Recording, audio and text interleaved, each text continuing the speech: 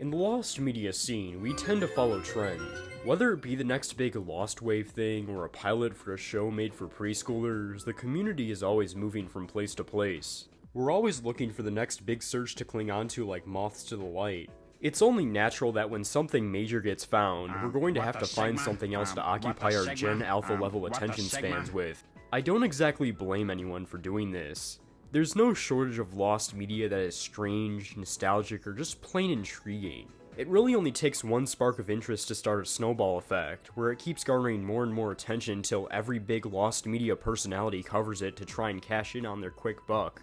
This happens until either it gets found or everyone moves on to seemingly greener pastures. I'm not trying to put anyone down here, I'm guilty of this myself, and if you've been in the community long enough, chances are that it applies to you too. I mean, just look at my last video. It has backyardigans in the title. That's when you know it's for bandwagon riding chumps instead of high IQ Reddit intellectuals. But with this ever-changing landscape comes media that gets left in the dust. There are plenty of factors that go into why pieces of Lost media get forgotten about. Whether it's getting overshadowed by adjacent searches or left behind due to a lack of new leads, it happens quite often and is pretty much inevitable at this point. Seemingly unstoppable search efforts can quickly turn into deserted wastelands if not properly tended to, leading to pain, suffering, and existential dread for the few still dedicated to searching for it. I've always wanted to make a video dedicated to these important searches that time has forgotten about, not only to bring attention to these long-lost adventures, but to potentially revive the efforts that were there to find them in the first place. Will I succeed in my mission? Probably not. I mean, what do I know? I'm just a stupid YouTuber. Just ask all the blank profile pics that commented on my Barbara Lowe videos. Anyways, let's talk about Dora. Did y'all see how far she jumped off the porch? If you don't jump your ass into an Olympic arena... First name Dora, middle name The, last name Explorer was one of the most popular shows to ever air on the Nick Jr. block. You know her, you love her, or you hate her. It really just depends on how you look at it. From 2000 to 2015, her show certainly had a major impact on kids who grew up in that era, alongside Team Umizoomi and Blue's Clues. But before all of that, there was a pilot. What a surprise, that has never happened before or since. In the late 1990s, various tests were created to see what the show would look like in action. These were created by the New York-based production company Funline Animation. The first one was a simple test of Dora and Boots walking. That's it. Insert the patchy line here. That's it? That's the last episode? That was just a bunch of cheap walk cycles! Also, Boots is piss yellow and stares blankly into your soul. Other than that, there's really not much here. The second one, much like my Young Sheldon bedsheets, is where the real magic happens. Bazinga. Created in June 1999, its plot is comparable to that of an aired episode titled Beaches. Its animation style is quite unique, with Dora actually reverting back to the style seen in the first demo in the actual show, if that makes any sense. Not to mention the loads of character design changes still lurking around. Much like Blueprints, this pilot was produced for testing the show with preschool audiences. This is the main course of this fine meal, and a prime suspect for a seemingly big search. The pilot would first receive coverage in the video 10 Lost or Missing pilot episodes from popular kids shows by Blame It On Jorge, a video you've certainly seen if you're familiar with the community at all. But it wasn't until 2019 when Funline Animation released a 1-minute clip of this pitch where Dora and Boots arrive at the beach. Come on, the beach! The beach! Hi, Dora! Hi, lifeguard! Will you want to swim? Sure! They don't call it that for nothing. There were plenty of images and short snippets that were located, but this seemed to be the Franz Ferdinand assassination that would start a world war. This was actual real footage, not under the veil of an interview or news report, but released by the company who worked on the pilot. That's already a big step in the process of getting this thing found. Even everyone's favorite Twitter regurgitation machine, VailSkyBum94, made a video about the finding. Then again, I think he makes a video every time a Cartoon Network executive farts. Despite this initial interest back then, you don't really see the Dora pilot get brought up with the other big Nick Jr. pilot searches nowadays. Instead, the 5 minutes of fame it got when Funline released the clip slowly fizzled out. Why is this the case? It's not like new stuff hasn't been dumped online for the world to see. As recently as October 2023, new clips of the pilot have been found. But the answer lies in the finer details. As I alluded to earlier, most of these quote-unquote new finds have been from old news interviews that have only recently been dug up. By one person, named Riley Power, mind you. Their back must be breaking knowing that they've been carrying the Dora pilot search for 5 years at this point. Funline Animation even released a demo reel recently which features more footage. Yet did you know about any of these purported findings? I certainly didn't until one day out of curiosity's sake I went to the pilot's article on the LMW when researching potential video ideas. I even threw a poll out there to see if you guys wanted to see a video on the Dora pilot or Backyardigans CGI pitch. Needless to say, Swiper swiped all opportunities of a Dora victory away from our grasp. It just goes to show you that the community at large has mostly forgotten the Dora pitch over the past 5 years, while other adjacent searches have taken the spotlight. After all, a search cannot be carried by one person alone, but unfortunately that's what seems to have happened to Dora. It's a shame because I think there's a lot of potential there. Time will only tell if this search will experience a renaissance.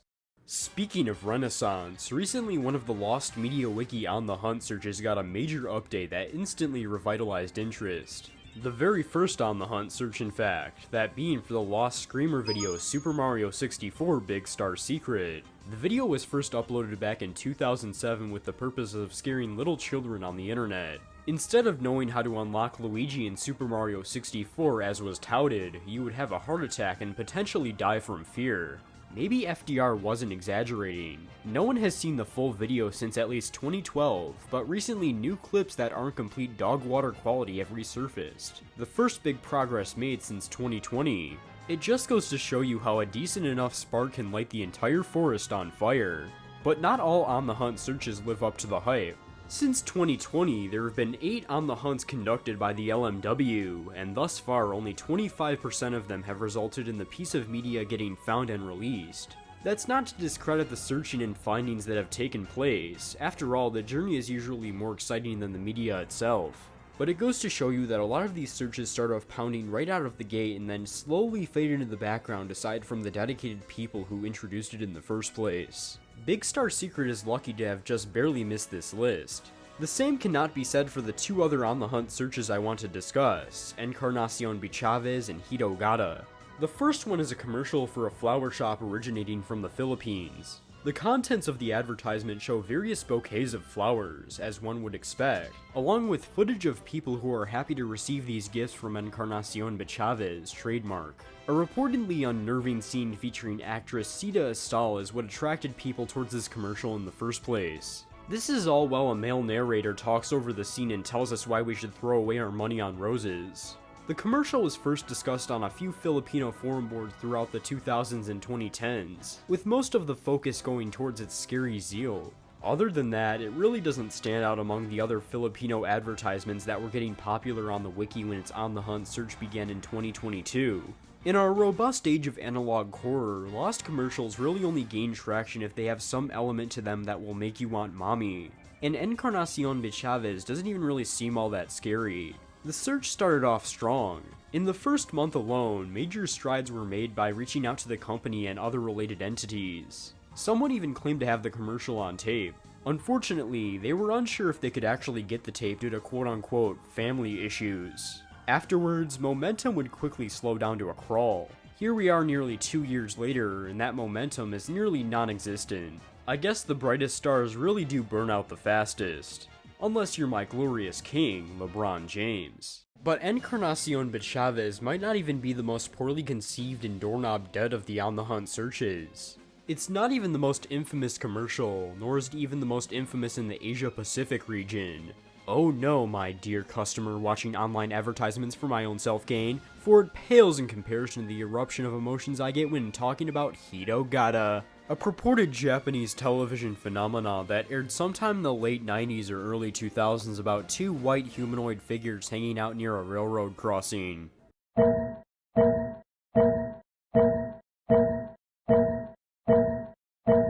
During the sequence, the figures flash in and out of existence with a gan gan sound playing, all while a narrator states something along the lines of, "Every 2 seconds, a man dies on Earth." Hey, if you're going to scare little kids, at least make your statistics true. Eyewitness accounts variously describe this as a late-night commercial or, as the most popular theory states, a PSA about railroad safety. But to this very day, no one can agree on what exactly a Hitogata is, or if it even exists to begin with. At least with Encarnacion Bechaves, we know that A, it is confirmed to have actually been a thing, and B, we have a clear description on what it entailed. The only real way to, quote, find Hitogata is to get into contact with the Japanese 2-channel users that initially described it decades ago to either potentially get more information, or come to them with potential candidates for what it could have been, like with Clockman. Unfortunately, this task has proven practically impossible from the day the search started because of various factors, like time, anonymity, and the language barrier. So even if we were to find something extremely similar to the popular description, there's no direct way you can 100% confirm or deny it's Hitogata. I could rant about this search all day, but that's counterintuitive to the informative ideals of this video. Hitogata was the LMW's second on the hunt search, kicking off back in October 2020. Many leads were considered right away, such as it being a PSA produced by Advertising Council Japan, or an ad for the chemical company Tokoyama. None of these leads went anywhere, and other contacts produced no such luck either. And 4 years later, Hitogata has succumbed to a similar fate to Encarnacion Bechaves, with garbage filling up the channel and with little to say other than retracing past leads. Decay has started to set in, and Hitogata stands still in a vast sea. Except, it's actually this clip from an episode of the famous Tokusatsu series Ultra Q. See those two kids standing on the tracks? That's Hitogata right there! It's even got the funny ding-dong sounds in the background. You all are crazy for missing this. Hitogata is Ultra Q confirmed. What's next? You're gonna tell me that JFK was shot in a Lincoln? Toy Story is a 1995 computer-animated comedy film created by Pixar Animation Studios for Walt Disney Pictures, most notable for being the first movie ever created in one of the films of all time. It's a story about toys. You know exactly what this film is. But what you may not know is that the movie was initially going to have a slightly darker tone, being produced under Disney's adult-oriented Touchstone Pictures. This is reflected in much of the film's elusive early test content. More specifically, I want to talk about the infamous Toy Story Black Friday reel, a much more vulgar and crude take on the famous toys. If you've been in the community long enough, you've certainly heard of it at some point. It was a quite popular tale back in the day that you don't really hear much about anymore. To catch you up, back in 1993, Pixar fully scripted, recorded, and storyboarded this version of the film. Simply put, Woody is a giant pompous asshole in this version, constantly yelling at the other toys and throwing Buzz out the window on purpose, mind you. Woody! I'd just like to wish you luck. I know you'd do the same for me. Oh, yeah, well, yeah, there you go. Whoa! I was right. Who said your job was to think, Spring Wiener? Well, I just thought that use this vast reserve of brain power to consider this for a moment. If it wasn't for me, Andy wouldn't pay any attention to you at all. In fact, What an absolute disgrace. Needless to say, Disney did not like this version at all, and nearly pulled the plug on the project entirely. The crew would then proceed to completely rewrite and rework the film over the next 3 months, and the rest was history. I don't think Toy Story would have won a gazillion awards if they stuck with angry alpha male Woody, I ain't gonna lie. Not much is known about this version specifically and where it exactly fits into the pre-production timeline of Toy Story. We didn't even know of its existence until 2010 when a short documentary about it was released on the special features of the Toy Story Special Edition Blu-ray and DVD release.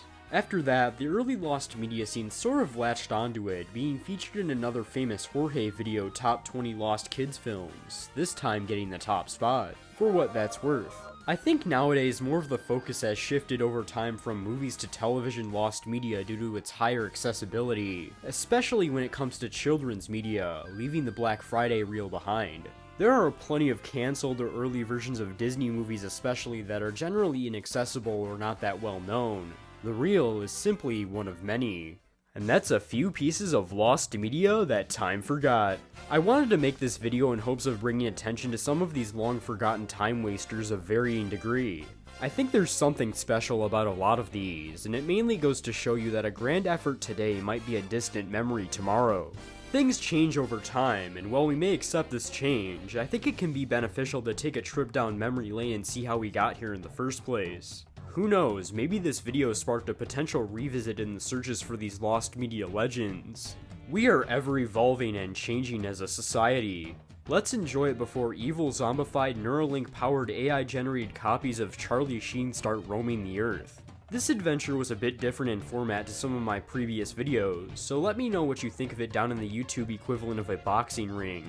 This has been BrayBray, thanks for watching, like, subscribe, and remember that Buff Yoshi is forever supreme.